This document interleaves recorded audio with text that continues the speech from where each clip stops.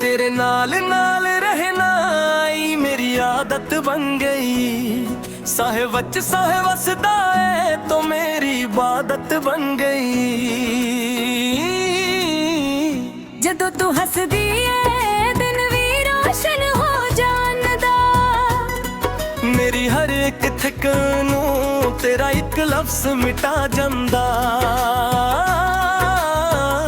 मैं दुनिया दी परवाह छड़ दिती बस तेरी सूच नाल जिया। जिथे तू कदम रखे हुए मैं ख्वाब पसा लिया। रातां भी नरमी नाल गुजरदियां जदों तू कोल हुंदी है। ए गल भी रब नूं भुल जांदा जदों तू कोल हुंदी है।